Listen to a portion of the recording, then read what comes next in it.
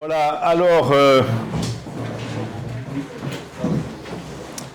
c'est un plaisir d'accueillir Serge Schweitzer dans ses locaux, même si c'est peut-être lui qui nous accueille en quelque sorte, puisqu'il les a connus avant nous. Alors, Serge est quelqu'un qui a été formé, c'est un produit aixois, disons-le, hein, il a été formé en grande partie à Aix, ensuite il s'est lancé dans le monde de l'entreprise pendant quelques années, où il n'avait pas tout à fait quitté le monde des idées d'ailleurs, et il était un peu à l'intersection du monde de l'entreprise, du monde des idées, quelque chose qui était un peu aussi à ses débuts la marque de fabrique d'Aleps. Et puis il a décidé de retourner très rapidement à l'université pour y faire un doctorat sur l'école autrichienne, etc. Et donc c'est ce qui lui a permis de revenir dans ce monde académique dans lequel il a brillé. Et beaucoup d'étudiants aixois ont gardé, alors il était en poste à la fac de droit, ont gardé un souvenir voilà, inoubliable, c'est le cas de le dire, de Serge, qui avait des cours voilà, atypiques. On ne va pas à un cours de Serge comme on va à un cours normal, on ne risque pas de s'endormir. Voilà. Et puis là, il a aussi diffusé ses idées, ses convictions dans d'autres lieux. Je pense à ICES, je pense à l'école du libéralisme, enfin l'Institut Copé, je pense à... C'est Serre-Poitquidan. Voilà. Pendant 9 ans, j'ai eu un cours pour les Saint-Cyriens. Donc, et puis, depuis quelques années, peut-être la retraite lui donna un peu plus de temps aussi, mais il avait commencé un peu avant. Il nous a laissé aussi pas mal d'ouvrages, dont ceux qui sont ici, vous voyez, alors en 3 volumes, Le libéralisme, Autopsie d'une incompréhension, Fragment d'une reconsidération, Jalon pour une reconstruction. Voilà. Donc là-dedans, je crois qu'il y met tout son cœur, tout son savoir. Et comme il m'a dit, il me faudrait, Pierre, 1 ou 2 jours pour présenter. J'ai dit non, Serge, tu n'auras que 1h15. Ce qui pour lui est vraiment... le temps de dire bonjour. Voilà, le temps de dire bonjour. Mais voilà, donc voici en quelques mots Serge. Serge, je te laisse la parole. Merci d'être parmi nous. Merci infiniment, Pierre, de se retrouver dans ces locaux. L'un d'entre vous m'a dit tantôt, en me rencontrant vers les escaliers, qu'il m'avait connu à Charenton il y a plusieurs dizaines d'années.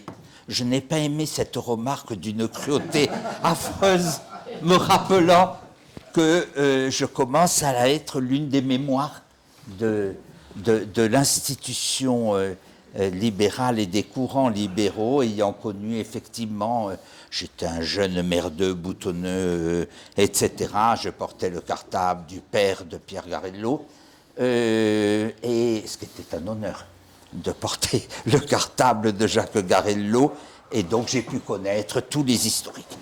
Passons, avant d'entamer le propos, quelques mots simplement, mais vraiment quelques mots sur cette trilogie, mars 2023, mars 2024, mars 2025, qui a suivi d'autres ouvrages, et 2 qui sont en préparation avec un collègue d'Assas, 2 anciens étudiants, tous les 2 agrégés de droit, l'un à Assas et l'autre à Bordeaux, où nous avons 2 ouvrages en commun, peu importe. Mais je voudrais vous dire juste quelques mots, parce que les cheminements intellectuels sont étonnants. Pascal Salin, dans le Figaro, publie un papier il y a quelques années. J'ai mis moins de 6 mois pour le tome 1, donc mars 2023. Vers novembre 2022, Pascal publie un papier dans le Figaro en disant « Si les idées libérales sont si vraies, si évidentes, si partout où elles ont été appliquées, elles ont donné et la liberté et la fin de la pénurie, comment se fait-il que ce courant soit si mal apprécié, et particulièrement en France ?» Et si je vous dis cela, c'est parce que les cheminements intellectuels ne sont pas inintéressants pour vous. Je prends tout simplement mon iPad et je jette quelques notes à l'intention de Pascal dans une réponse par mail, en lui disant « Pascal, il me semble que si nos idées qui sont les bonnes.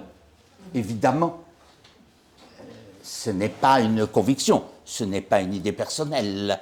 La preuve a été apportée, particulièrement du temps où le communisme et l'économie de plan existaient encore dans la moitié de l'Europe, et je jette quelques idées. Et ça a donné, on va y faire référence maintenant, le libéralisme autopsie d'une incompréhension. J'essaie de me demander quelles sont les raisons pour lesquelles le libéralisme est mal aimé, en particulier par deux catégories. Pierre vous a expliqué ou a donné quelques indications par écrit sur la conférence, en particulier par deux cohortes. D'une part, la plupart des intellectuels, mais il ne faut pas dire les intellectuels, la plupart des intellectuels. Et d'autre part, le journaliste médian, le journaliste standard, et particulièrement les médias de masse. Et vous verrez que je crois qu'il y a ici des pistes qui peuvent vous intéresser. J'ai terminé cet ouvrage, ça a été un succès, je ne vous le cache pas, enfin un succès par rapport au tirage universitaire habituel, hein. C'est-à-dire environ 1 millier d'exemplaires, ce qui est un succès mondial pour les presses universitaires d'Aix-Marseille. C'est bien beau d'essayer de trouver les raisons de l'incompréhension. Mais évidemment, le stade suivant, c'est de se dire, est-ce qu'il ne faut pas présenter le libéralisme de façon plus fun? Je n'ai pas dit en le réduisant, hein. Je n'ai pas dit en le caricaturant, je n'ai pas dit en lui perdant sa substance. Au contraire, plus il est présenté de façon pure, et plus les étudiants adhèrent. Ils n'aiment pas l'eau tiède. Ils sont prêts à l'eau froide, ils sont prêts à l'eau chaude, mais pas à l'eau tiède. D'où ce deuxième tome, le libéralisme, fragment d'une reconsidération. Je n'en ai plus qu'un, parce que j'organise volontairement la pénurie en économie de marché, la rareté fait le prix, et donc j'organise la pénurie. Fragment d'une reconsidération. Très bien, il y a eu des tas de recensions, et mes collègues m'ont dit, c'est bien de reconsidérer, mais il faut aller plus loin et rappeler ce qu'est l'économie autrichienne et d'autres notions concernant le libéralisme, d'où ce tome 3 qui est le plus ambitieux et par des dizaines de pages de bibliographie et par le contenu, le libéralisme, jalon pour une reconstruction.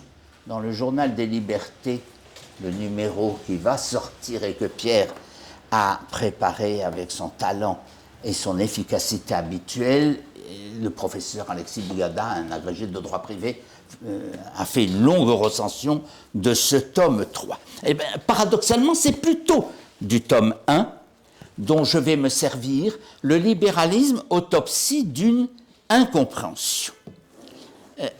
Pourquoi la plupart, mais pas tous, des intellectuels et la plupart des journalistes, et en particulier les médias dits de masse, sont hostiles au libéralisme? Voilà le propos pour lequel j'ai 3/4 d'heure devant moi. Ma première réflexion, c'est pour dire que c'est l'énigme, sans doute, la plus étonnante de toutes les sciences humaines. Comment se fait-il qu'un régime qui a vaincu la pénurie, quand je dis cela, je passe 10 bonnes minutes devant des publics d'ignards ou de gens désinformés. Devant vous, ce n'est pas pour gagner du temps, je ne vais pas expliquer ce qu'a apporté l'économie de marché. Comment se fait-il que le régime, qui pour la première fois dans l'histoire de l'humanité a vaincu la pénurie, et qui d'autre part a apporté la liberté politique, même ici ou là, si on pourrait en discuter, ne perdons pas de temps, la tolérance, la fin des interdits moraux et du corset dans lequel on était enchâssé et enfermé, en particulier par les religions. Je le dis sans joie car je n'ai jamais caché mon drapeau et mes convictions, mais évidemment, on pouvait être encore le chevalier de la barre, on pouvait être encore brûlé, si on était supposé, voire Voltaire, mais pas seulement Voltaire, les historiens, si on était supposé éventuellement peut-être avoir craché sur un crucifix. C'était la peine de mort. Comment se fait-il que le régime qui a apporté les droits de l'homme, même si on peut discuter de ce mot, la tolérance, la concurrence entre les idées, la possibilité de chercher la vérité par concurrence justement entre ceux qui ne pensent pas pareil, comment se fait-il que ce régime soit presque unanimement détesté? Je parle au moins de la France, souvent honni, fréquemment haï, provoquant des violences verbales et des violences physiques possibles. Un jour, avec toute la bande dont malheureusement beaucoup ont désormais disparu, nous déposons une gerbe devant la statue de Frédéric Bastiat dans les Landes et nous avons été attaqués physiquement par une horde d'individus qui prétendaient nous interdire de déposer une gerbe. C'est vous dire combien l'antilibéralisme peut aller jusqu'à la violence. C'est donc une énigme assez extraordinaire d'essayer de résoudre le point suivant. Le système qui a apporté l'abondance et au moins des espaces de liberté, des territoires de liberté, pourquoi est-il presque unanimement détesté? Dans le meilleur des cas, il est toléré après l'expérience de l'économie de plan. Il est toléré par ceux qui disent, ce qui est bien en économie de marché, c'est que les linéaires sont pleins, alors qu'en économie de plan, ils étaient vides. C'est-à-dire la pire des raisons qui fait qu'on doit adhérer au libéralisme, la pire, une excellente raison, hein, sui generis, mais la moins féconde des raisons pour qui veut discuter du libéralisme, c'est-à-dire le libéralisme sait très bien produire. Et les linéaires sont pleins. Mais la phrase ne se termine jamais par les linéaires sont pleins. Les linéaires sont pleins, virgule, mais il ne faut pas oublier, vous objecte-t-on immédiatement, que certains peuvent tout acheter, d'autres un peu moins, les universitaires encore moins, et certains se contentent de regarder devant les linéaires. Ce qui permet de lier immédiatement un angle d'attaque parmi les plus efficaces. L'économie de marché, certes, crée des richesses, mais provoque des inégalités intolérables, versus le vrai fondement du libéralisme philosophique, politique, intellectuel, avant d'être une suite de recettes d'efficacité économique qui a fait ses preuves, c'est incontestable. Je commence, s'il vous plaît, par quelques réflexions générales. Relativement désordre, vous me pardonnerez. La première des réflexions, c'est pour dire que devant cette incompréhension, elle est plus ou moins marquée selon les spécialités. Les économistes et les juristes, ne vous laissez pas évidemment distraire par Piketty, par Zuckman, que sais-je encore, ils ne représentent rien dans la profession.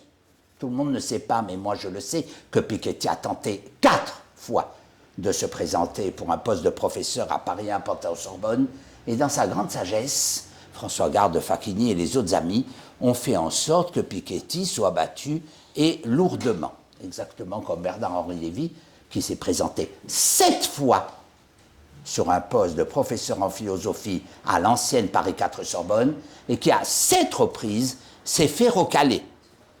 Seulement évidemment, mais nous y viendrons, via le fonctionnement médiatique, quelqu'un qui n'est pas économiste professionnel peut penser que Piketty et Zuckman sont des gens sérieux et pas moins sérieux que Pierre Garello ou d'autres. Bien. Mais ça, nous y reviendrons dans un instant. Les économistes et les juristes sont clairement moins hostiles, première remarque, au libéralisme dans toutes ses composantes que les sociologues, les philosophes.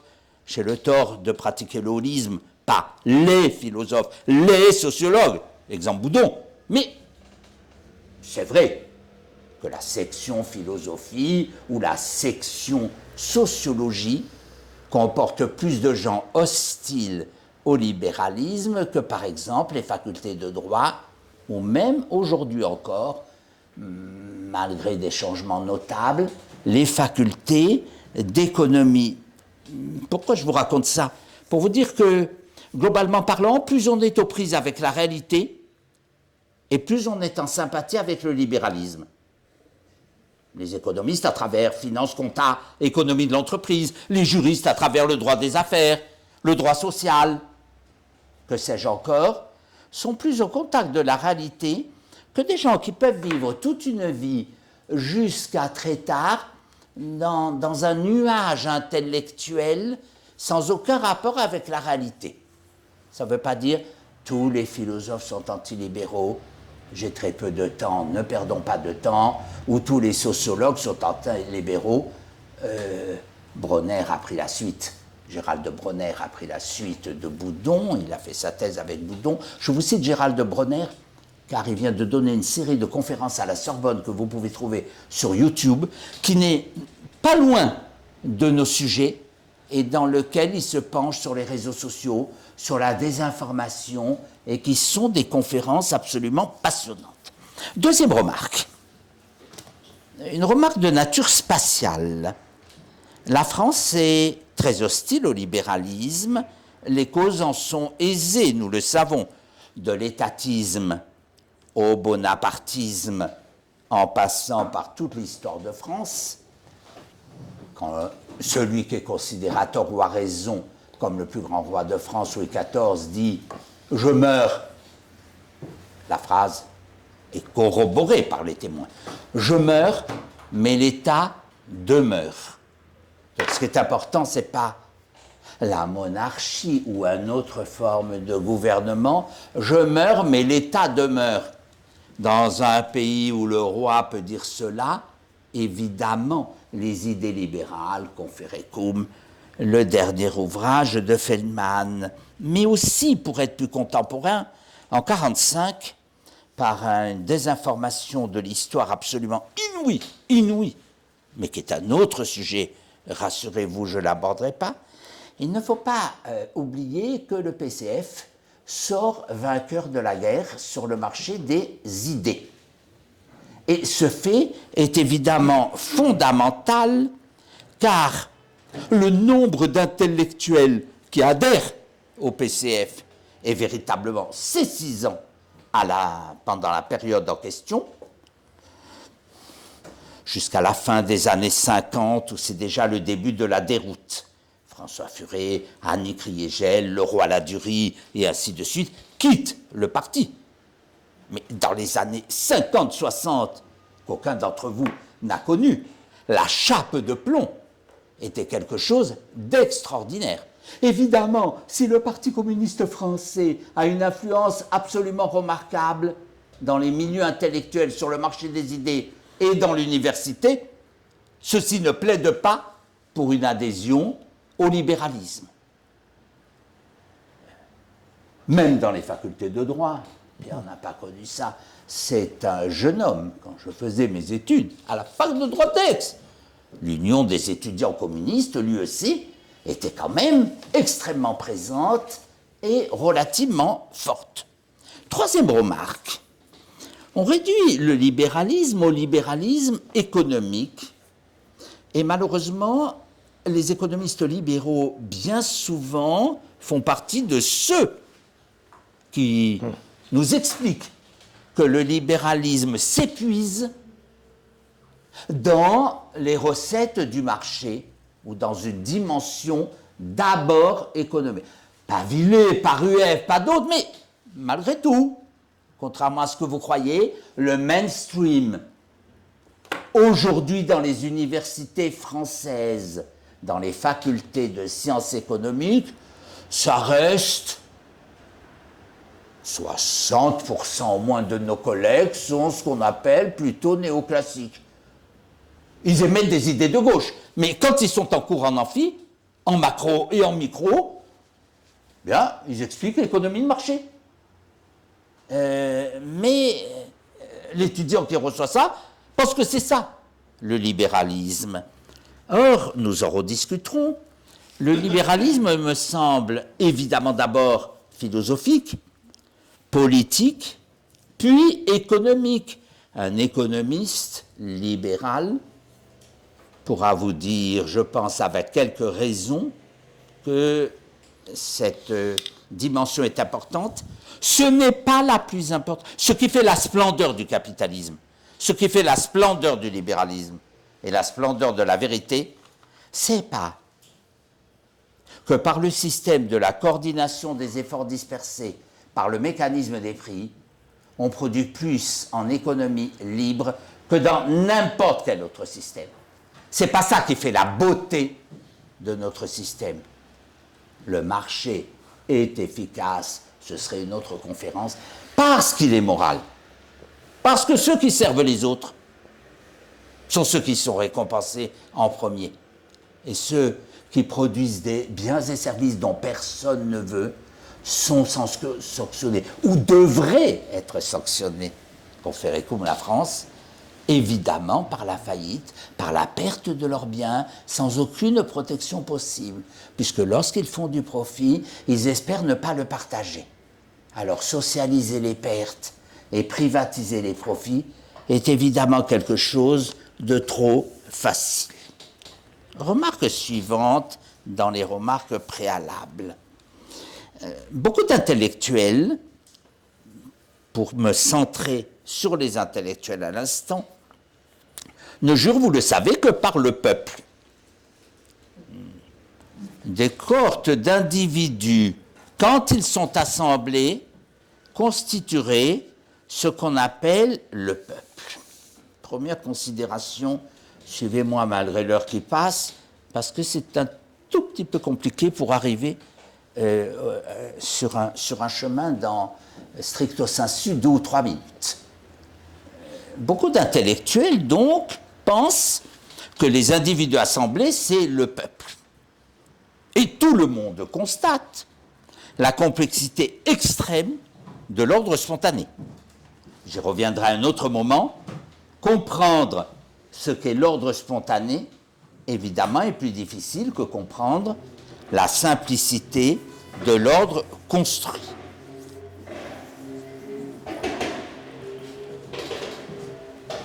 C'est la révolution, c'est pas grave. On est en France.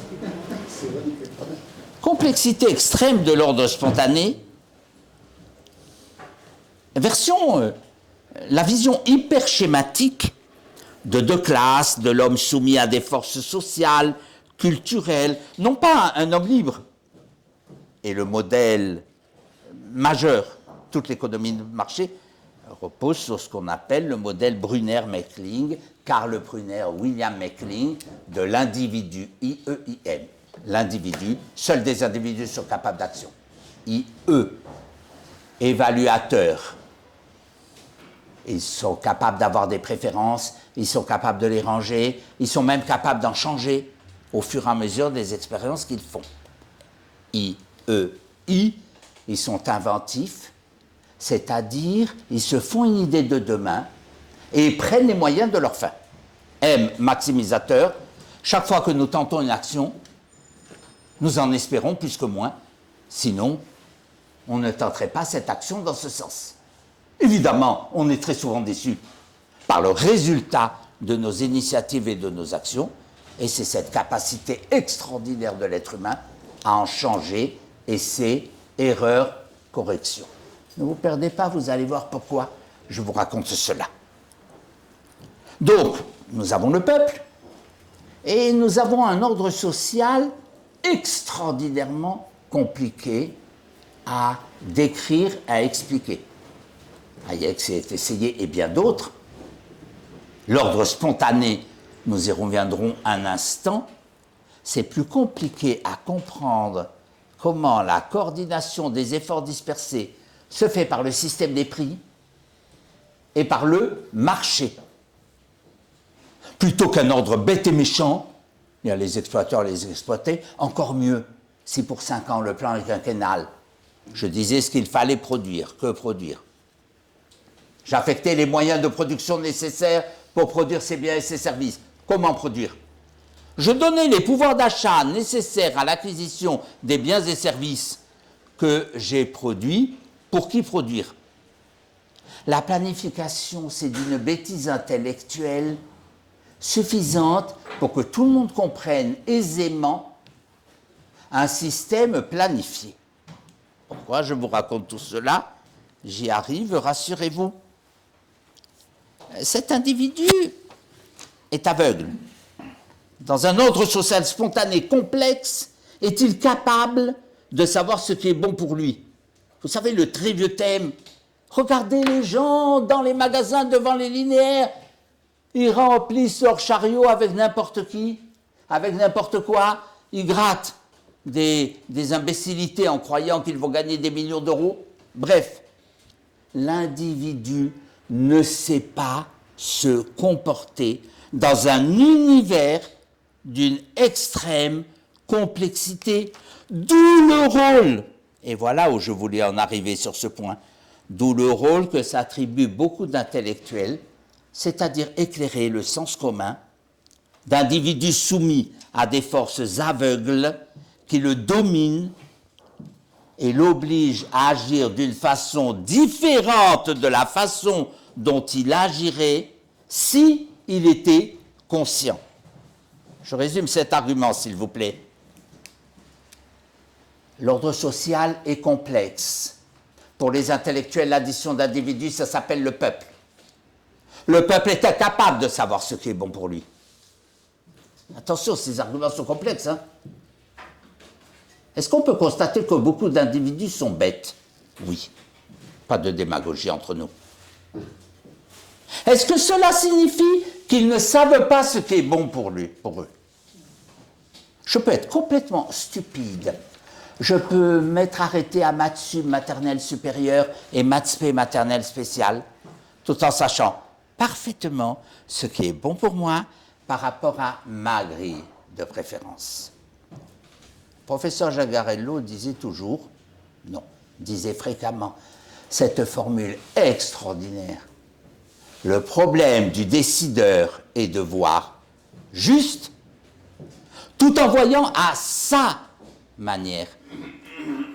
Le problème du décideur est de voir juste, tout en voyant à sa manière. Je peux être complètement idiot, je peux m'être arrêté en classe de 5e, tout en sachant parfaitement ce qui est bon pour moi, si je préfère les tomates aux cerises, ou si je préfère évidemment les blondes aux brunes, et ainsi de suite.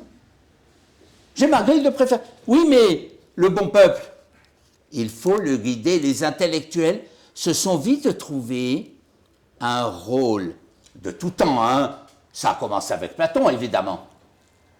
C'est-à-dire guider dans la nuit, guider dans la caverne, les pauvres imbéciles que nous sommes, et qui, sans les intellectuels, ne sauraient pas ce qui est bon pour eux.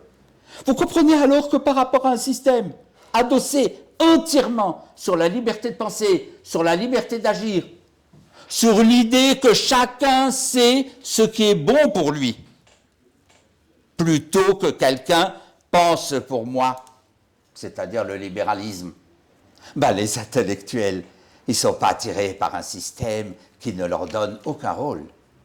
Le libéralisme ne donne aucun rôle particulier aux intellectuels, sinon le thème des savoirs, nous y venons dans un instant. Ce qui est intéressant à mon avis de noter encore, c'est ce que j'appelle le rejet pur du libéralisme. Je m'explique. Il y a 30 ans, j'aurais intitulé cette conférence avant l'effondrement du mur de Berlin, j'aurais donné pour titre « Pourquoi beaucoup d'intellectuels sont marxistes ?» Mais aujourd'hui que le marxisme est complètement dévalué, aujourd'hui qu'il n'y a plus d'intellectuels marxistes, il y a des intellectuels marxisants qui se situent dans les concepts et la façon dialectique de raisonner du marxisme. Des marxistes purs, il n'y en a plus. Le Parti communiste est exsangue, il n'a plus d'intellectuels, toutes leurs revues ont disparu jusqu'à Économie et Politique, qui était la revue de théorie économique du Parti communiste français, tout ceci est mort. Mais aujourd'hui que le marxisme est complètement dévalué, qu'est-ce qui reste aux intellectuels qui veulent quand même avoir un rôle prédominant? Ben, il reste à rejeter le libéralisme. Ils ne peuvent plus adhérer au marxisme. C'est intolérable. Ils ont même essayé de se sauver. Fin des années 60, je ne suis plus marxiste pur, je suis maoïste. On sait ce qui se passe en Chine, je deviens guévariste. On sait que Che Guevara adorait lui-même torturer lui-même. Donc on va se tourner, etc. Et puis on va aller jusqu'à Pol Pot. Et puis quand on va s'apercevoir que ce n'est pas un extraordinaire démocrate, alors on va abandonner le polpotisme, soutenu, figurez-vous les jeunes ici, par un certain nombre de gens, etc., etc. Mis à part une vague pâte à modeler, donc marxisante, la seule chose qui reste aux intellectuels pour exister, non, à beaucoup d'intellectuels pour exister, c'est de rejeter le libéralisme. Alors, je voudrais maintenant me tourner du côté plus des médias, sans oublier les intellectuels. Comment sont diffusées les idées hostiles au libéralisme? Je voudrais d'abord commencer par vous dire la chose suivante. Comme on ne croit plus à la force intrinsèque du savoir et des connaissances, et que le relativisme, voir ce qu'a écrit Boudon là-dessus, a fait beaucoup de progrès malheureusement, alors les médiateurs, des intellectuels médians, des semi-intellectuels, c'est pas méprisant du tout, hein, semi-intellectuels. Tout le monde ne peut pas être Raymond Boudon, bien, et pourtant il y a des gens qui manient des idées, journalistes standards, nous parlerons des journalistes dans un instant, vont devenir des producteurs d'idées, surtout courantes pour les belles âmes, les gens bien intentionnés qui jaugent et jugent d'un problème, même scientifique, avec pour thermomètre essentiel, vous allez voir, on va arriver à ce point, le camp du bien, ou inversement, le camp du mal. Ce qui est évidemment une catastrophe pour la recherche pure, pour la recherche de la vérité, qui est normalement le travail de l'intellectuel. Fait, quelles sont les causes, quelles sont les conséquences, quels sont les remèdes. Globalement parlant, voilà ce que devrait être et peut être la démarche scientifique.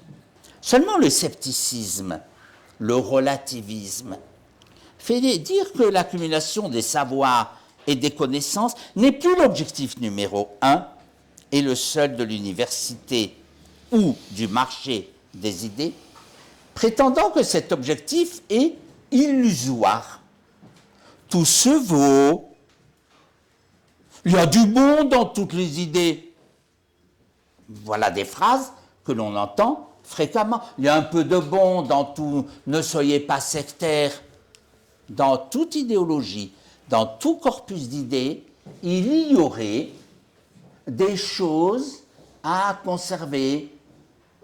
On va même jusqu'à vous lancer des phrases du genre « Vous êtes obligé de reconnaître que Mussolini a fait beaucoup d'autoroutes et que l'ordre régnait sous le national-socialisme à partir de 1933, disons au moins jusqu'à l'année 1939. » On peut vous sortir des choses aussi inouïes que des lambeaux de phrases.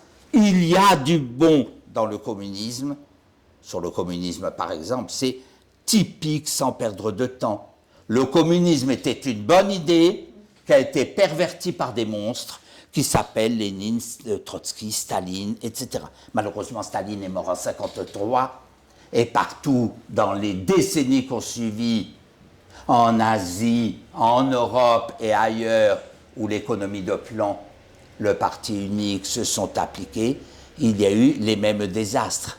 Ce n'était pas donc la faute à un tyran, à un monstre qui se serait appelé Joseph Staline, puisque toutes les expériences postérieures ont donné exactement les mêmes résultats. Goulag et pénurie. Alors pourquoi là aussi je vous raconte cela? Parce qu'on constate une montée en flèche vertigineuse de la fonction critique, plutôt que des connaissances. La recherche de la vérité, la poursuite du savoir juste comme valeur ultime a perdu la première place. L'idée a gagné des théories utiles versus les théories vraies. Ce qui compte pour une théorie, ce serait qu'elle soit utile, qu'elle réponde à une demande sociale.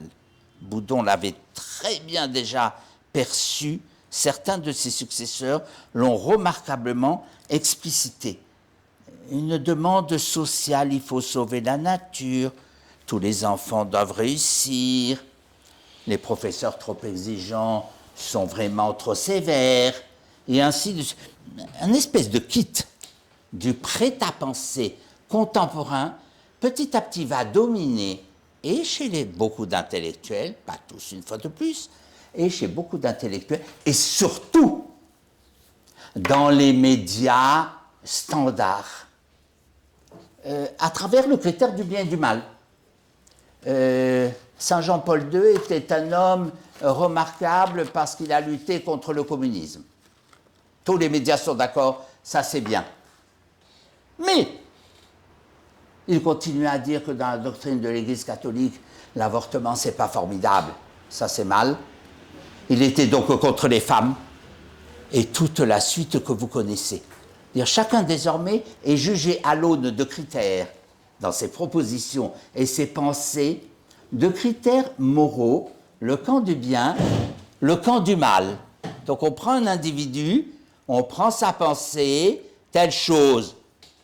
Il est donc pour la démocratie, il est donc pour le pluralisme, il est donc pour... etc. Et puis, mais il pense en même temps cela. Et donc, ça, par contre, c'est pas bien dans sa pensée. J'avance, rassurez-vous. Pour dire qu'à cet instant de ces quelques propos, j'aurais tendance, mais vous verrez pourquoi en conclusion, à dire qu'on peut être pessimiste à court terme devant cette défaite de la pensée et optimiste à long terme, tout simplement parce que le XXe siècle a montré que, en moyenne et statistiquement, à moyen et long terme, la vérité finit toujours par triompher. Le communisme a été vaincu, le national-socialisme a été vaincu, les fascismes ont été vaincus, les régimes autoritaires sont tombés les uns après les autres, il reste quelques confettis regrettables, je le reconnais, de l'Iran au Venezuela, en passant par ce qu'il reste au Vietnam, que sais-je encore, mais globalement parlant, si on adopte une attitude de long terme, incontestablement, la vérité finit toujours par s'imposer. Pourquoi? Parce que c'est la vérité. Et que donc l'idée que l'homme est une pâte à modeler, que on peut le faire, on peut tuer des millions d'individus, ça c'est vu, les camps de concentration, les goulags, et ainsi de suite. Et on ne peut pas tuer ce qui fait la nature intrinsèque de l'être humain. Et c'est pour ça que les régimes violents finissent toujours par disparaître. Mais, en attendant, et j'avance, je rassure, le maître des horloges, je suis presque au bout, je voudrais ajouter un certain nombre d'éléments. Je reviens un instant aux intellectuels, pardon de faire des allers-retours, mais c'est volontaire pour essayer d'un peu varier les thèmes.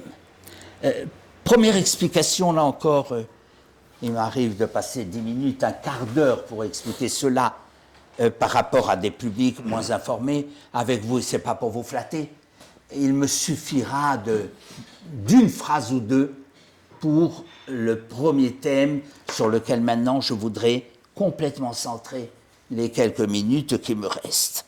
Premièrement, s'agissant des intellectuels, le thème du déclassement, l'explication par le thème du déclassement est considérable. Je prépare les écoles les plus difficiles.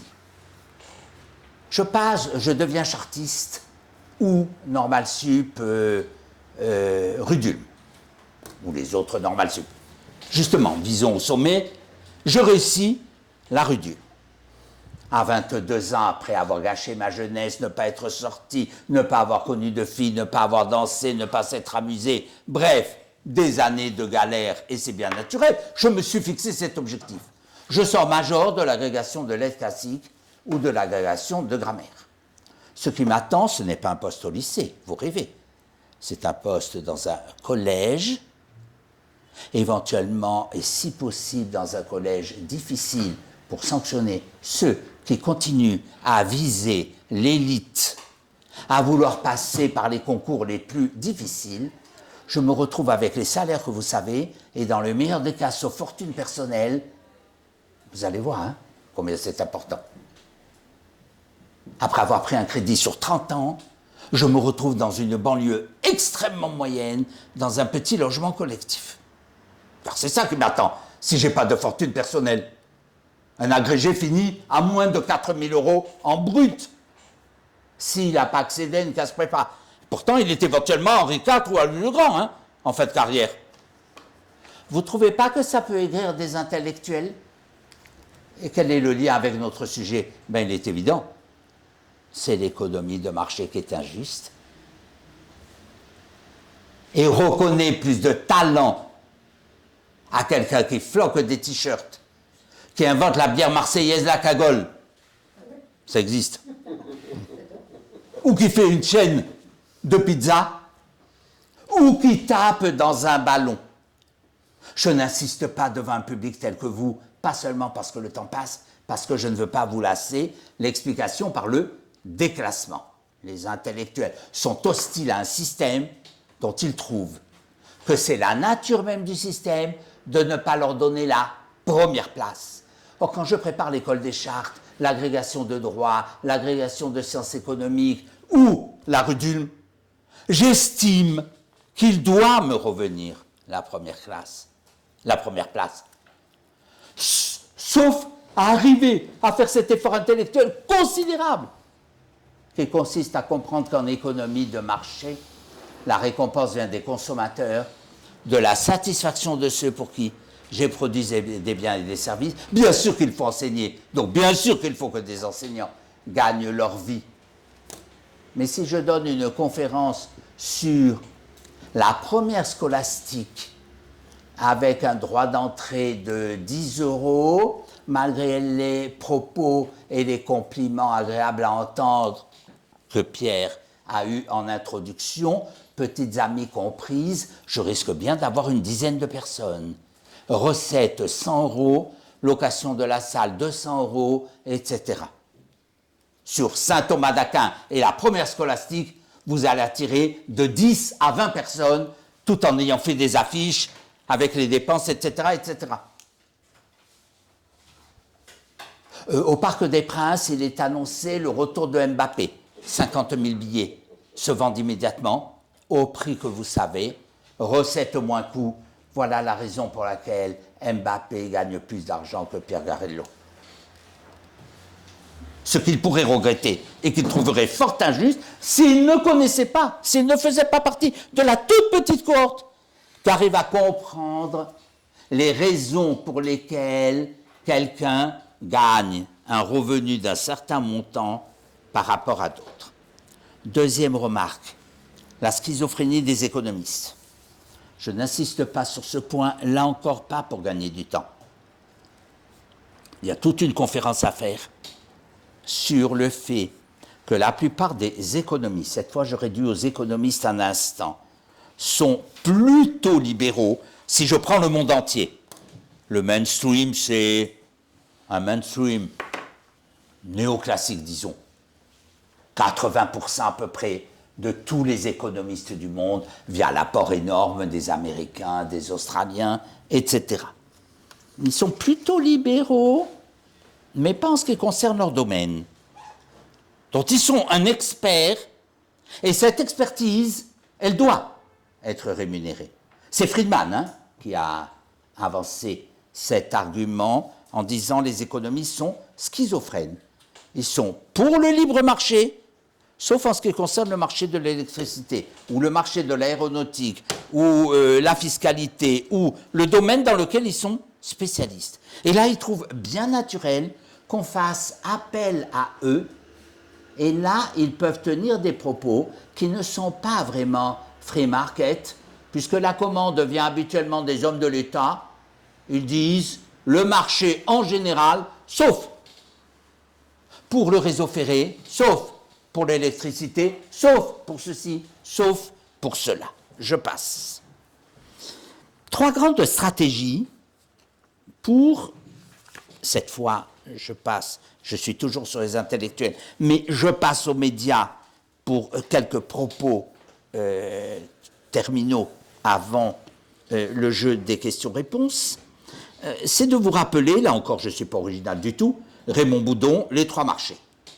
Il y a 3 marchés sur le marché des idées pour les intellectuels et pour les médias. Le marché 1, nous sommes entre pairs, l'université par exemple.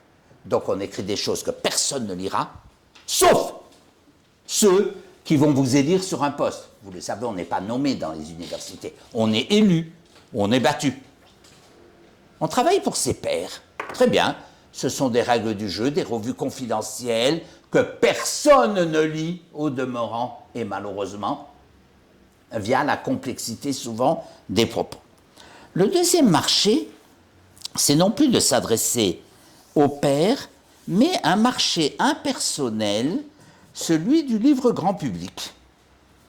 Je vais écrire un livre relativement grand public sur la démocratie ou l'extinction des grenouilles dans le bas Moyen-Âge, etc. Et je vends des livres. Ce marché est dit, c'est le second marché, dit Boudon, impersonnel, puisque je ne sais pas qui me lit. J'ai écrit, j'ai du succès ou je n'en ai pas, je ne sais pas qui me lit, je ne sais pas qui est allé jusqu'au bout ou qui s'est arrêté découragé à la page 23 et a rangé le bouquin quelque part. C'est un second marché.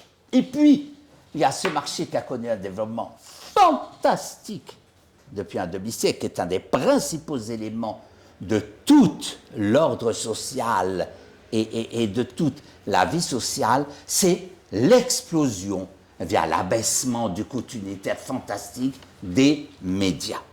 Et sur ce marché, règnent des intellectuels et des médiateurs. Les médiateurs, ce sont les journalistes. Quel avantage trouve l'intellectuel ?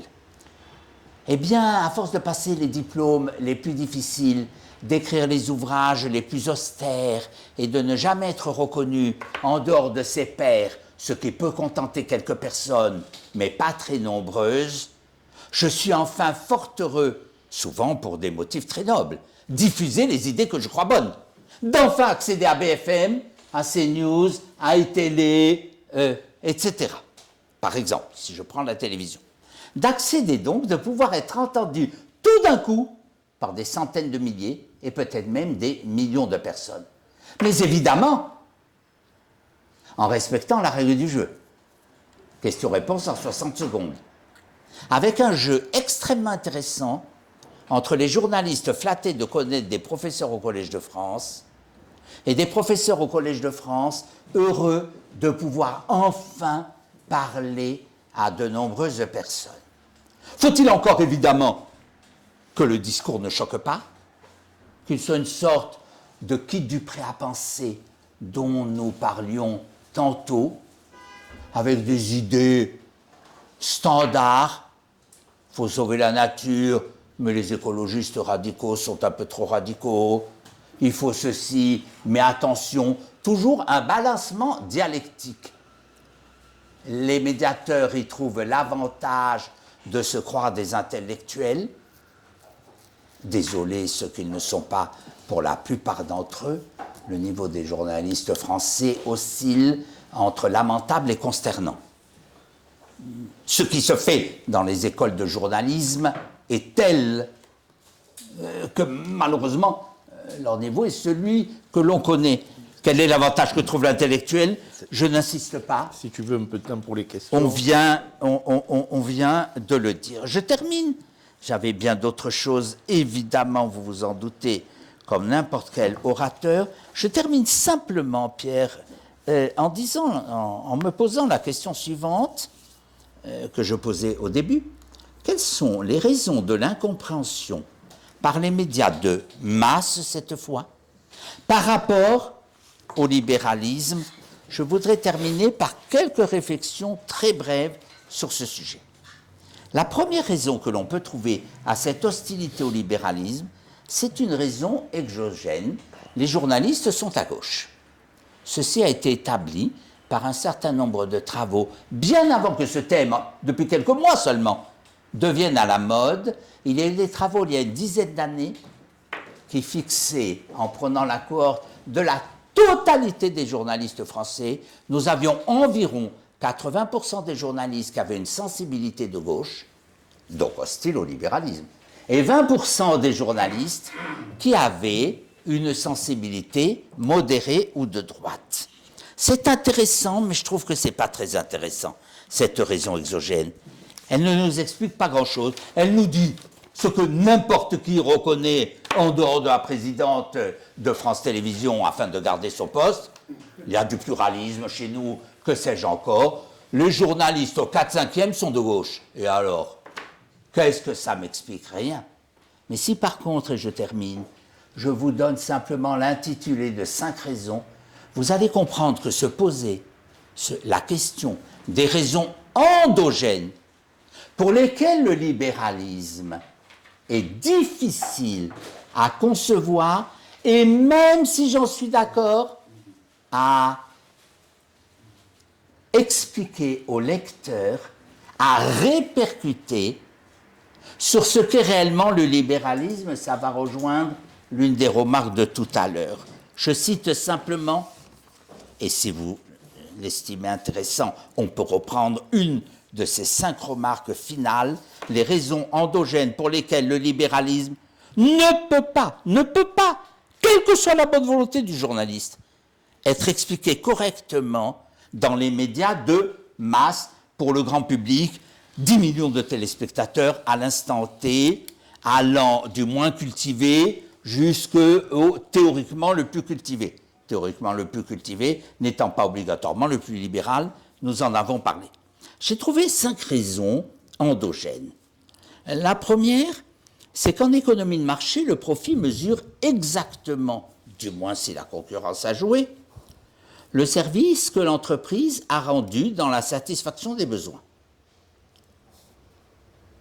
Donc c'est un régime qui récompense ceux qui servent le mieux. Oui, mais le profit, c'est pas parce que l'heure a passé. Le profit, c'est quelque chose d'haïssable pour beaucoup. Depuis notre culture judéo-chrétienne, n'écoute pas Pierre, depuis notre culture judéo-chrétienne, mais je suis en train de travailler là-dessus, sur saint Thomas et toute une doctrine qui nous poursuit jusqu'à aujourd'hui, quotidiennement dans le journal La Croix, faire du profit, c'est pas bien. Il le faut, mais c'est pas bien. Deuxième raison, l'ordre social spontané, nous en avons déjà parlé. Comment voulez-vous que des médias de masse, en un article de quelques milliers de caractères, ou à la télé, à la radio, en 60 secondes, ou même en 5 minutes, arrivent à expliquer en 5 minutes, de façon compréhensible, devant un public hétérogène, ceux qui écoutent. Je ne sais même pas du reste ceux qui écoutent quand je parle à ce moment-là. Devant un public hétérogène, expliquer comment l'ordre social spontané fait une coordination optimale entre les efforts dispersés des agents par le système du prix. Allez expliquer ça à 13h sur BFM, que ce qui fait la supériorité de l'ordre social spontané, c'est justement que des mécanismes impersonnels tels le prix coordonnent les efforts dispersés de tous. Ouf. Avant de l'expliquer à 13h sur BFM ou sur CNews, il faut s'accrocher. Très difficile pour les médias de masse d'expliquer cela. Troisième raison, le libéralisme est adossé au self-love, la vertu d'égoïsme pour beaucoup de gens. Le libéralisme est adossé à l'égoïsme et non pas à cette simple chose qu'aurait consisté plutôt que self-love. Même notre père à tous, Adam Smith, que n'a-t-il écrit, cette chose simple? C'est parce que le boucher, le boulanger, le brasseur poursuit des intérêts personnels légitimes qu'il est amené à se surpasser pour, dans un régime de concurrence, avoir un maximum de gens qui achètent son pain, sa viande ou sa bière. Vous comprenez que lorsqu'Helmand, que j'adore, que je vénère littéralement, écrit la vertu d'égoïsme, nous donnons le bâton, pas pour nous faire battre, pour nous faire massacrer. Pourquoi? Parce que pour l'homme de la rue qui passe avenue de MacMahon à cette heure-ci, je fais un radio-trottoir, un micro-trottoir. Monsieur, l'égoïsme, c'est plutôt bien ou mal? Mal. Madame, c'est plutôt bien ou mal? Mal. Et ainsi de suite. La vertu d'égoïsme, pourtant nous le savons, Pierre l'a esquissé tout à l'heure, seuls ceux qui sont bien avec eux-mêmes, seuls ceux qui s'aiment, seuls ceux qui sont heureux, seuls ceux qui se trouvent pas mal, sont ceux qui peuvent aller vers les autres. Le dépressif, il est dans sa chambre, il est les souffrances du jeune Werther de Goethe, il fume du cannabis et boit. On ne peut aller vers les autres que si on est d'abord en accord avec soi-même. C'est ceux qui s'aiment qui sont les meilleurs médiateurs envers les autres. Pourquoi? Parce qu'ils sont heureux. Et quand on est heureux, on aime les autres. Donc on est ravi quand on est réquisitionné. Ça a été mon cas cette année, un collègue malade. Et de nouveau, je suis revenu en amphi. Et pourquoi j'adore les amphis? Pourquoi j'adore les autres? Parce que je m'aime beaucoup. Et que je considère quand même que, globalement parlant, je suis plutôt haut de gamme. Bien. Par un délire personnel, très vraisemblablement. Mais enfin, le résultat, c'est que m'aimant bien, évidemment, j'adore les autres. Je viens depuis Marseille, dans des conditions un peu vraisemblables pour être aujourd'hui avec vous, Parisiens. Pour vous, c'est facile, vous êtes Parisiens. Bien. Pour un Marseillais, c'est déjà une expédition. Quatrième argument qui vous montre, deux derniers arguments en économie, qui vous montrent combien c'est difficile.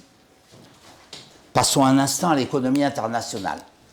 Nous disons les libéraux, il faut ouvrir la mondialisation, halte aux frontières, que sais-je encore. Soit un pays, tarif Méline, la France, soit un pays qui a vécu dans le protectionnisme pour certains de ses secteurs ou largement pendant des décennies. Il s'ouvre. Donc il adopte la solution de Bastia, de Pierre Garello, d'Olivier Mérès, de Schweitzer, etc. Qu'est-ce qui se produit? Tous les emplois qui ne sont plus justifiés par une demande solvable, réelle, disparaissent. À l'instant où un pays protectionniste passe au libre-échange, c'est d'abord massacre à Coral. Des milliers, des centaines de milliers, selon le pays, des millions d'emplois vont disparaître avant que les vertus du libre-échange produisent leurs effets et qu'on s'aperçoive enfin 50 ans après combien on a fait une erreur terrible en pratiquant le protectionnisme. Donc, voyez, oui, les libéraux, vous êtes tous pour le libre-échange. On passe au libre-échange. Dans un premier temps, il y a des dégâts avant que les vertus ne l'emportent sur les vices. Dans le même genre, cinquième et dernier argument, et je supprimerai, j'évincerai ma conclusion, bien évidemment, mais qui va vous montrer là encore combien pour les médias de masse, il est difficile d'expliquer le libéralisme. Plus l'économie est dynamique, plus elle innove, plus elle invente, puis plus elle innove, et plus elle supprime des emplois. C'est le conflit du vieux et du neuf. J'invente ceci. Tous ceux qui avaient leurs emplois dans le filaire, dans le téléphone filaire, perdent leurs emplois. Compensés bien évidemment et au-delà, je vais quand même jusqu'au bout de la phrase, et au-delà, par les emplois créés dans le portable et le cellulaire. Et vous pouvez continuer sur tous les sujets, le vieux, le neuf. Quand le neuf remplace le vieux, tous ceux qui ont leur emploi dans les secteurs en déclin voient disparaître cet emploi progressivement ou éventuellement brutalement. Se créent des emplois dans le neuf, mais avec un léger décalage. Cela amène Gary Becker himself à écrire mot à mot dans Le Monde, je cite, vous le trouverez, plus l'économie est dynamique et plus le chômage est important. Je l'aurais étranglé même si c'est Gary Stanley Becker. Car Le Monde en a fait pendant une semaine une campagne en disant un prix Nobel d'économie, libéral, évidemment dans le langage du monde, ultra-libéral et hyper-libéral, dit que plus l'économie est dynamique, plus le chômage augmente. Évidemment, dans l'article, Gary Becker expliquait que plus une économie est dynamique, c'est-à-dire plus sans cesse, et nous le vivons en ce moment, les entrepreneurs multiplient les innovations et plus le produit délaissé est obligé de supprimer ses emplois et les gens se reconvertissent dans le nouveau secteur qui est plébiscité, sachant au passage que la plus grande agence nationale pour l'emploi, France Travail, tout ce que vous voulez, je m'en fous, s'appelle l'entreprise. Puisque les entreprises ne cessent, quand elles changent de technologie, d'essayer en même temps de reconvertir leurs propres salariés afin qu'ils passent des machines à écrire, Nicolas, l'ancienne que tu évoquais, aux machines à écrire d'aujourd'hui, et ainsi de suite. Vous voyez, et je n'ai pris que 5 exemples, le profil ordre social spontané, le self-love, l'exemple de l'économie internationale quand un pays s'ouvre, et l'exemple de l'innovation continue, combien pour les médias de masse, le libéralisme est plus difficile à expliquer qu'un système crétin, ignare, lamentable et qui a produit et les goulags et la pénurie, c'est-à-dire je prévois pour 5 ans ce qu'il faut produire. Que produire? J'affecte les facteurs de production. Comment produire? Je distribue les pouvoirs d'achat nécessaires à l'acquisition des biens et services. Pour qui produire? Voilà pourquoi même des économistes peuvent être tentés par des systèmes simples. Le plan, c'est idiot, mais c'est compréhensible par tous. L'ordre social spontané demande une ascèse intellectuelle, un effort sur soi-même, quelquefois des décennies de travail, pour arriver à comprendre ce que produit l'ordre social spontané. J'ai essayé de l'expliquer dans cette trilogie unique au monde, merveilleuse, etc. 3 points de suspension. Merci infiniment de votre attention. Alors, il nous reste un peu de temps pour les questions et réactions. Soyez brefs, parce que je ne sais pas, voilà, il nous reste en théorie 9 minutes, mais... Je promets de répondre brièvement. Voilà. Philippe. Merci beaucoup pour votre présentation extrêmement stimulante. Je voulais rebondir, c'est peut-être un détail, je dirais, dans votre intervention sur, vous avez pris l'exemple de celui qui faisait Normal Sup, qui passe la grecque et qui se retrouve dans un collège dans certains coins pas très sympathiques. Je vous écoute, je prends un crayon. J'élargirais peut-être un peu le propos. On racontait que dans les statistiques du ministère de l'Éducation nationale il y a quelques années, dans les comparaisons internationales, il y avait autant d'étudiants en psycho en France que dans le reste des pays de l'Union européenne. J'ai un collègue de l'INSEE qui a écrit un bouquin sous un pseudo récemment, dans lequel il étiquette l'éducation nationale de garderie d'État. Alors, quand on voit ça, on voit beaucoup de gens, autrefois on leur donnait le bac, on donne toujours bien sûr, après on leur a donné la licence, maintenant on leur donne le master, et naturellement, les types se retrouvent débutants chez Casino, Carrefour, je ne sais quoi, ils ont un chef qui n'a peut-être pas le certificat d'études, mais qui a beaucoup de bon sens, je dirais. Ils sont frustrés et ça finit à nuit debout. Donc l'exemple que vous donnez, on peut peut-être le multiplier beaucoup. C'était la question que je voulais vous poser. Aucune réponse tant ce que vous dites est vrai dans le choix des mots et dans l'idée elle-même. Mais il y a des travaux là-dessus, de Christophe Bourseiller et d'autres auteurs, sur la composition sociologique de la Ligue communiste révolutionnaire, de l'ex-gauche prolétarienne, etc., qui n'ont pratiquement pas d'ouvriers, pratiquement pas d'employés, uniquement des étudiants déclassés. Nous revenons au thème, effectivement, du déclassement la sociologie est une matière particulièrement stimulante quand elle est faite Tocqueville, Pareto, Durkheim, Boudon. C'est ce qu'on appelle les sociologues classiques, les 4 plus grands sociologues classiques. Les études de sociologie peuvent être extraordinairement difficiles et conceptuelles. Je vais jusqu'au doctorat, avec ça, je me retrouve caissier chez Carrefour. Or, vous l'avez noté, et très justement, par exemple dans la grande distrib, mon chef s'est arrêté à Bac-3. Eh bien, il me reste une solution, c'est d'attribuer, non pas à moi-même et mon choix d'études en un moment donné, mais au système dans lequel je vis, le fait d'être profondément déclassé après des études extrêmement difficiles, avec des salaires médiocres.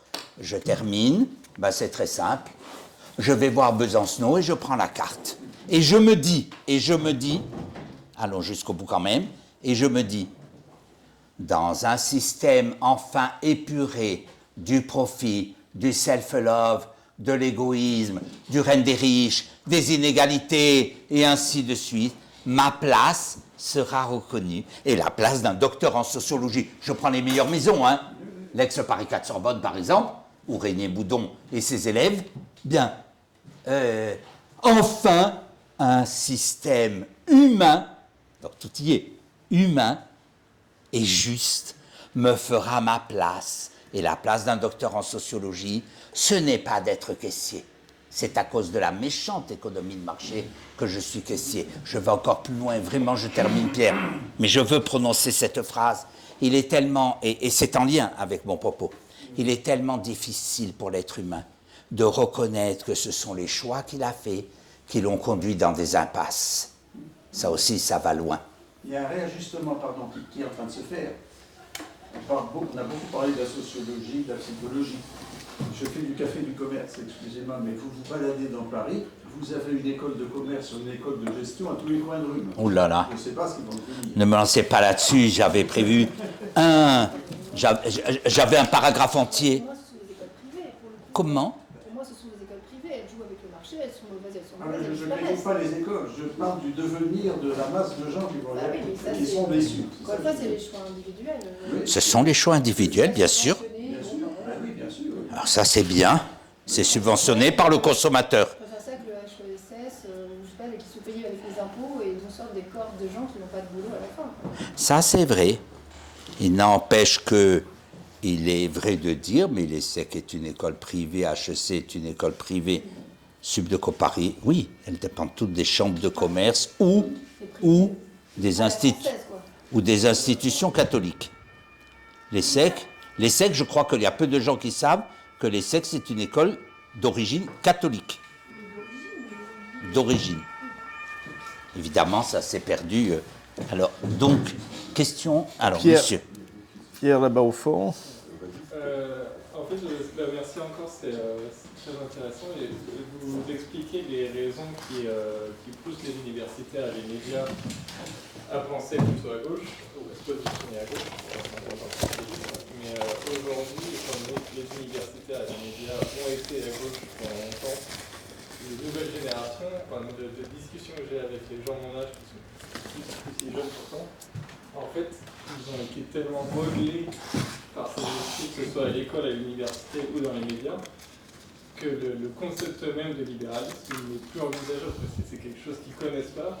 Ils sont capables de transformer la définition des mots pour que ça colle à leur narratif. Et est-ce que finalement les universitaires et les médias de demain, ce sera même plus un positionnement pour des bonnes raisons, mais simplement parce que ça sera imprimé dans leur esprit que c'est pas possible de faire autrement? C'est une gigantesque question, globalement parlant. À l'instant T, dans votre description, vous avez raison. Je n'arrive pas à être pessimiste pour la bonne raison suivante, c'est que les systèmes qui ne sont pas le libéralisme, tous violent, plus ou moins, la nature dont l'être humain a été doté, et donc s'en libère. Ça peut passer malheureusement par les camps de concentration, la Seconde Guerre mondiale, le goulag et tout le reste. Hein. Mais globalement parlant, je suis persuadé, ce n'est pas un acte de foi. C'est adossé à ce qui s'est passé dans tout le XXe siècle et le début du XXIe siècle, l'avenir est à nous. C'est nous qui allons gagner. Tout simplement parce que l'être humain ne peut s'épanouir et vivre que dans la liberté. Ce ne sont pas des mots, ça a été prouvé par le XXe siècle. Et il est malheureux, il souffre et il tente de se libérer au péril de sa vie, de Yann Palak à Lech Walesa, en passant par tous ces héros inouïs, que sont les dissidents. Être dissident en France, c'est relativement facile. De temps en temps, vous vous faites insulter, vous vous faites, c'est mon cas, traité de nazi dans l'humanité. Bien, c'est plutôt un titre de gloire, si c'est l'humain qui vous dit ce genre de choses.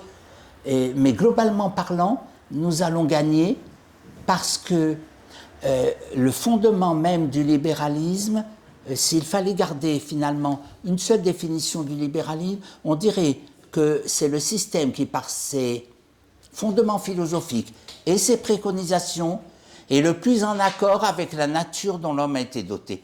Le formidable avantage comparatif et atout du libéralisme, c'est que les fondements sur lesquels il s'appuie, sa vision anthropologique, et les institutions qu'il a découvertes, petit à petit, par l'action des hommes, les intellectuels n'inventent rien, il ne faut que formaliser des choses qui ont marché et qu'ils appellent le système des prix, ceci, cela, le reste. Ces institutions sont conformes à la nature dont l'être humain a été doté. Et c'est pour ça que malgré les désastres du XXe siècle, vous constatez que si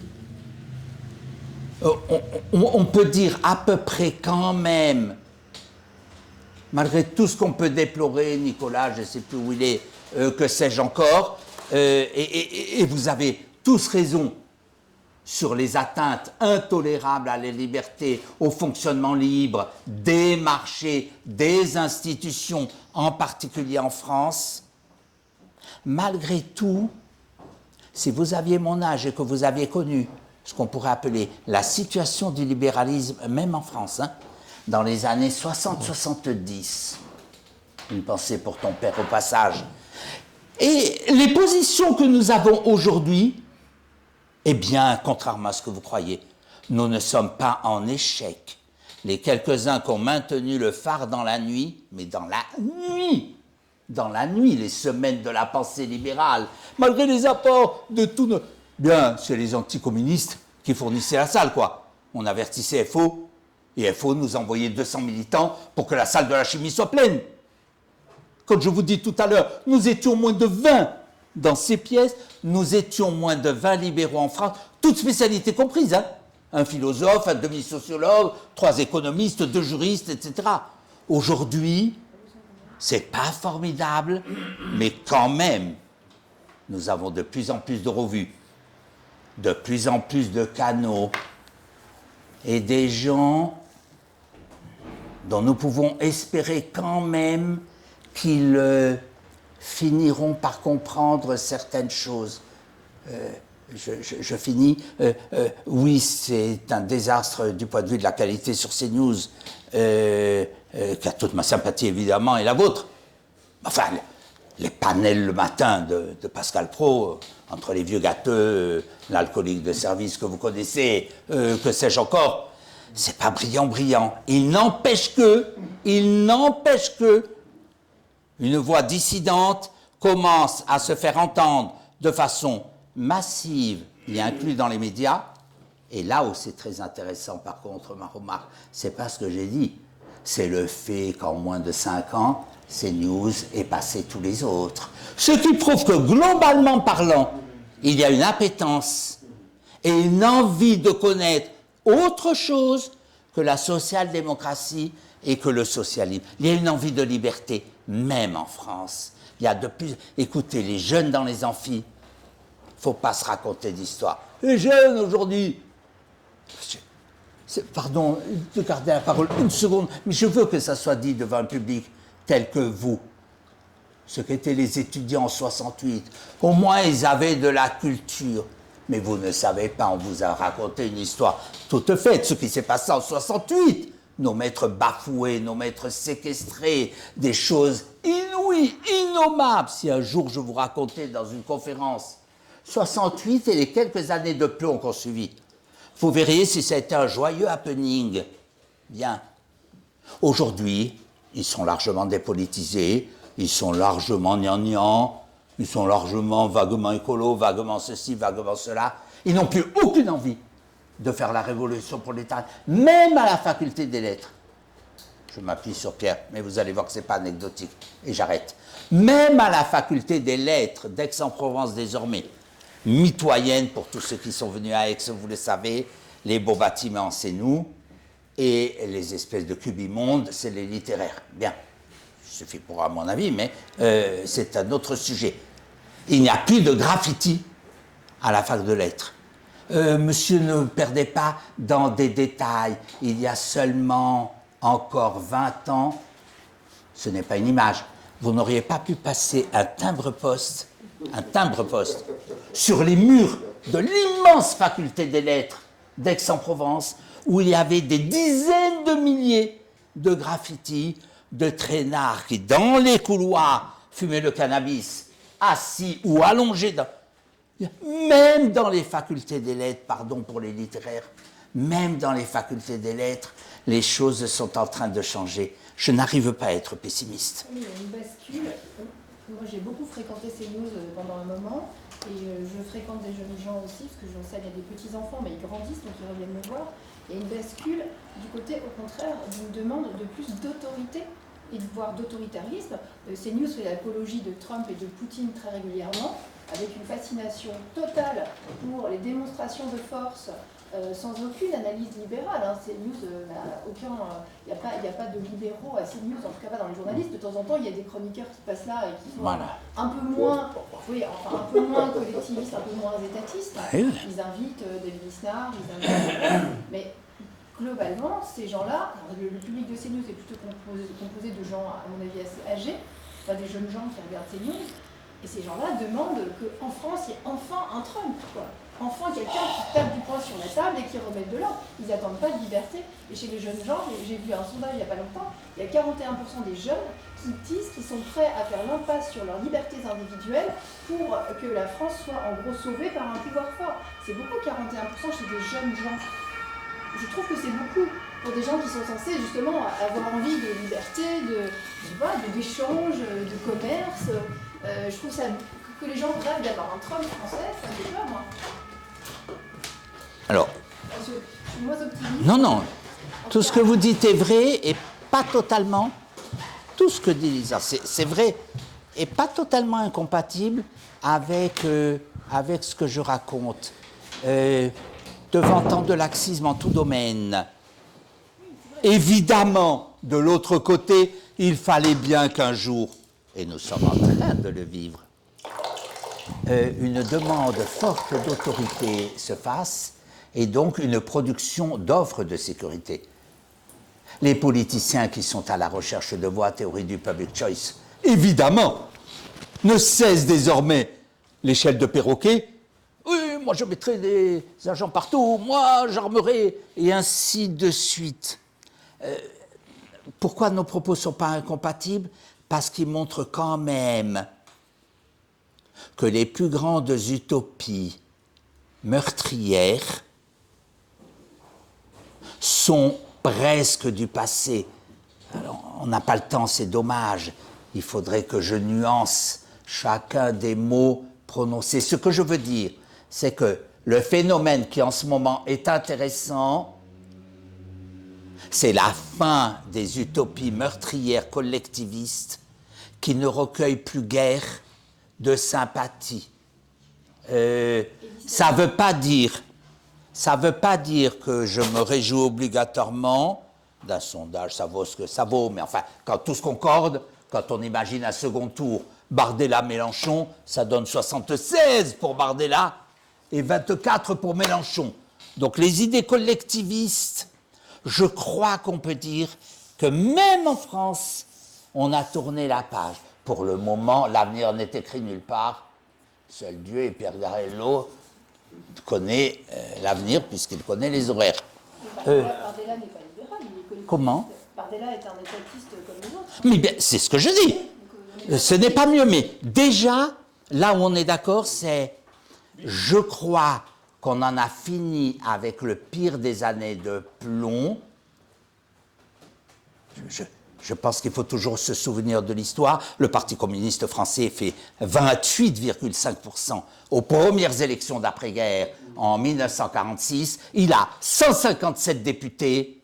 Regardez où il est aujourd'hui. Tout de suite, on m'objectera. Mais monsieur, il y a un nuage d'idées marxisantes qui traînent un peu partout. Ce n'est pas faux.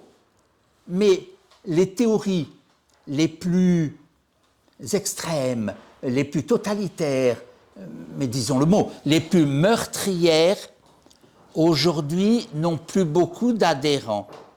Et là où ce que vous dites est évidemment incontournable, c'est que pour le moment, ce que nous vivons, c'est le revers, c'est-à-dire l'autre extrême. Oui, maintenant, il faut de l'ordre, il faut des policiers. L'armée a déployé dans les quartiers. Nos pauvres militaires, j'enseignais 9 ans à Saint-Cyr. Si vous dites à ces jeunes gens et ces jeunes femmes, de plus en plus nombreux, exceptionnels, je n'ai jamais rencontré des cohortes d'étudiants de cette valeur de ceux qui sont prêts à donner leur vie pour 3 couleurs, pour une idée, que sais-je encore. Nous sommes dans l'autre. Nous allons doucement vers l'autre extrême et on peut espérer qu'après les 2 extrêmes, il y a un retour du balancier plus favorable à nos idées. Alors, la dernière remarque, peut-être. Vadim qui tout à l'heure, on lève la main. Tu ne le vois pas, mais... Deux notes d'espoir. En fait, Non, mais le sujet, c'est pas est-ce que le journaliste est bon ou mauvais, est-ce que le journaliste va savoir expliquer ce qu'est le libéralisme ou pas. Le sujet est est-ce que la chaîne qu'il emploie, le journal qu'il emploie, est décidé à faire du pluralisme ou pas. C'est-à-dire que moi, à un moment donné, j'étais au comité stratégique d'un journal, j'ai dit, écoutez, vous dites que vous êtes pro-entreprise, vous êtes pro-libéral. Bah, pourquoi vous n'invitez pas des libéraux à s'exprimer? Donc le problème, c'est bien le pluralisme qui est un... Est-ce que les journalistes, et qu'ils soient donc du privé ou du public, viennent faire parler, enfin acceptent d'interroger des libéraux qui peuvent eux expliquer ce qu'est le libéralisme. Alors ensuite, deuxième espoir, c'est-à-dire que là on parle beaucoup des intellectuels. Bon, effectivement, ça me fait penser à ce moment, je suis en train de lire L'opium des intellectuels de Raymond Aron. Donc, bon, et toutes les erreurs qu'ils ont commises. Bon, bref. Mais il y a les intellectuels, mais bon, moi, des fois, j'aime bien parler à tout le monde. Hein, donc, je vais parler avec la concierge de mon immeuble. Pas la concierge de mon immeuble, mais la femme de ménage de mon immeuble, qui s'approche et qui me dit mais je comprends pas, je travaille 40 heures par semaine, et j'ai une cousine, elle ne travaille pas, elle est au chômage, elle a 2 gosses, elle gagne plus que moi. Donc vous voyez bien quand même que la conscience des gens change avec leur vécu. Et on a bien là,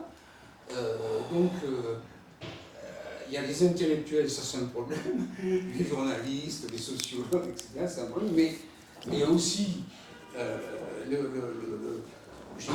reste des citoyens qui aussi, dans leur pratique professionnelle, leur pratique de tous les jours, voient bien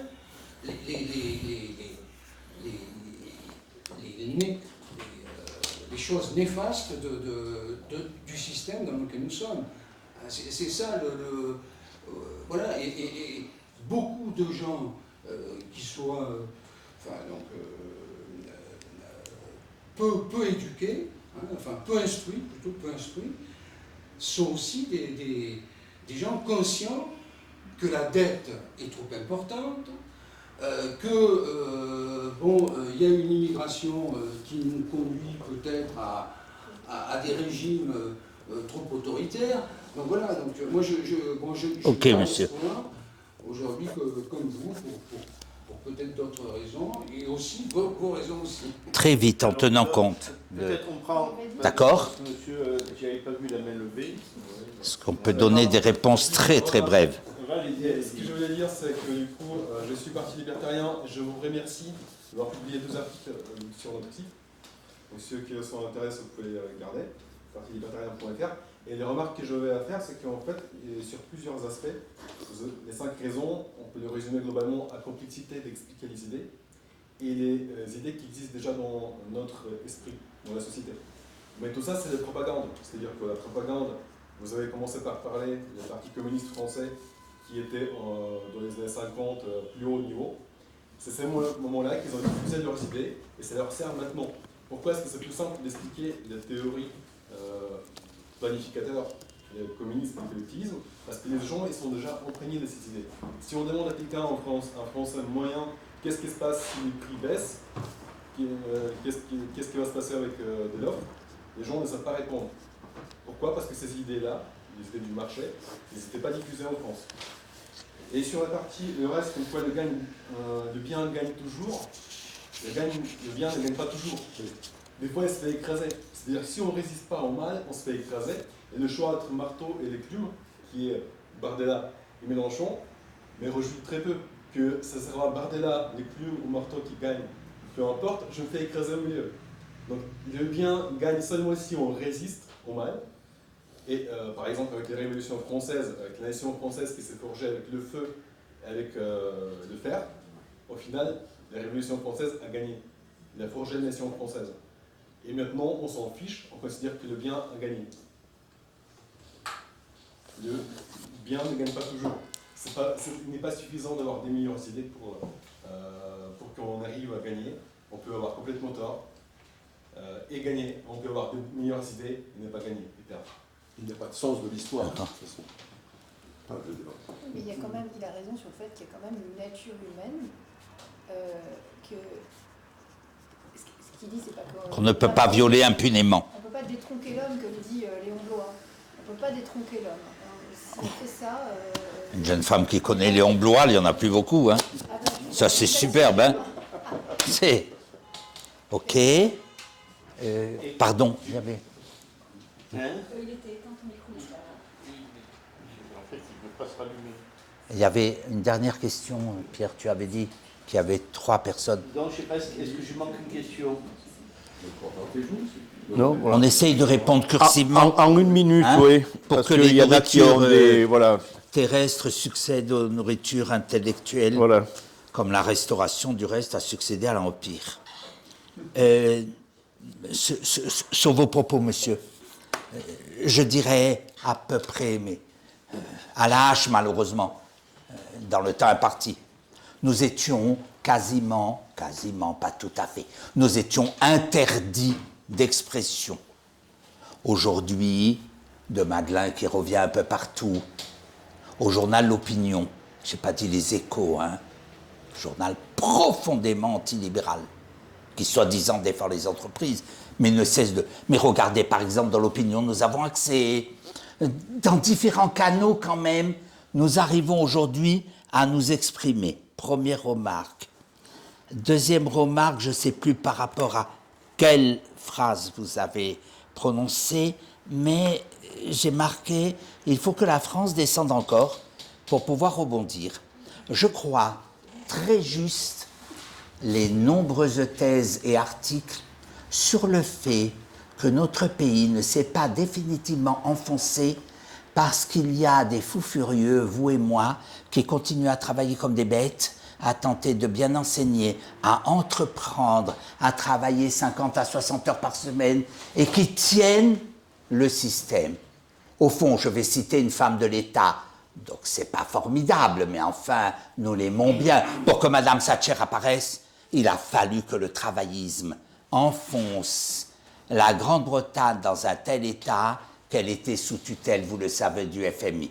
Pour que Milei apparaisse, il a fallu que l'Argentine et 300% d'inflation et ce que vous savez. Autrement dit, le paradoxe, mais ce n'est pas du tout pour manier le paradoxe.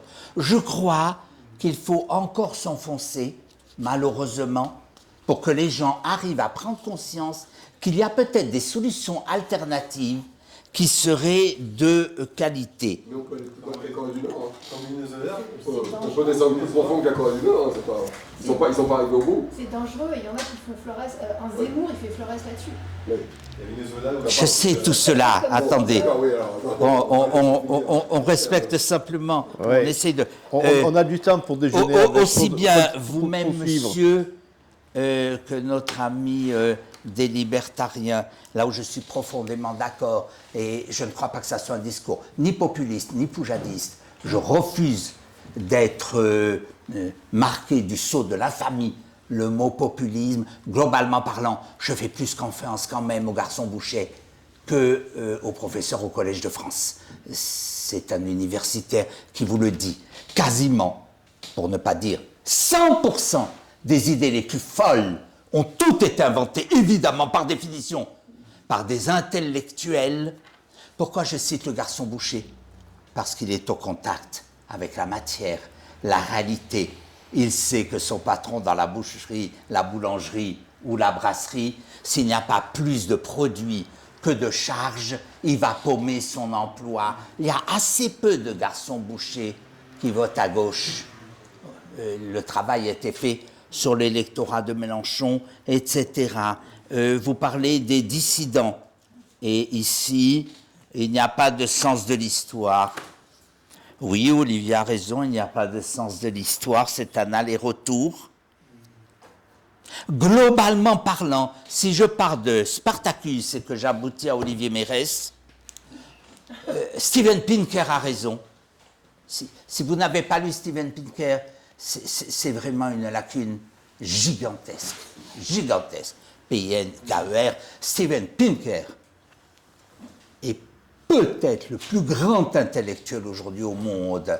C'est un psychologue américain, un Canadien qui vit aux États-Unis, qui a sorti un certain nombre d'ouvrages, dont La part d'ange en nous, aux arènes. C'est les arènes qui ont publié ces 3 principaux ouvrages. Que vous preniez le sort de ceux qui étaient esclaves, le sort des femmes, le sort des homosexuels, le sort de... etc.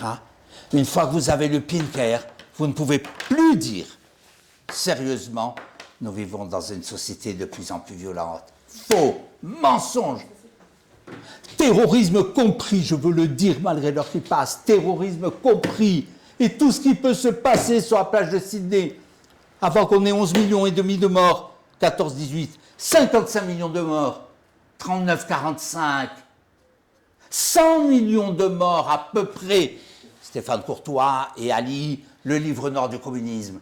Il en faudra des attentats. Ça ne veut pas dire que le terrorisme, c'est pas affreux. Ça ne veut pas dire que ce sort qui peut s'acharner sur quelqu'un qui prenait son métro et qui meurt déchiqueté est pas affreux. Mais dire le monde va de plus en plus mal parce que l'État est de plus en plus présent. Mais c'est ne pas connaître l'histoire. Globalement parlant, sur tous les sujets, il y a une guerre en Chine dont on a pu reconstituer à peu près les choses. Je crois que c'est 5e ou 6e siècle après Jésus-Christ. Vous le lirez dans Steven Pinker. 74% de la population de la Chine de l'époque a été exterminée à ce moment-là. D'accord? La façon dont est idéalisé le passé est quelque chose de très dangereux pour juger de l'avenir. Quant aux dissidences, et j'arrête, quant aux dissidents, c'est pas très facile à vivre. J'ai vécu quelques expériences pas très amusantes, mais qu'est-ce que c'est valorisant, qu'est-ce qu'on se sent bien quand on résiste à la doxa dominante. Et ces résistants, ils nous disent la chose suivante, par le seul et unique, un non pas deux Pierre, par le seul Solzhenitsyn, nous gagnerons. Puisque même dans l'univers concentrationnaire inouï des goulags et du communisme, une seule voie d'un homme torturé physiquement jusqu'au plus profond de lui-même, l'archipel du Golan, et Solzhenitsyn.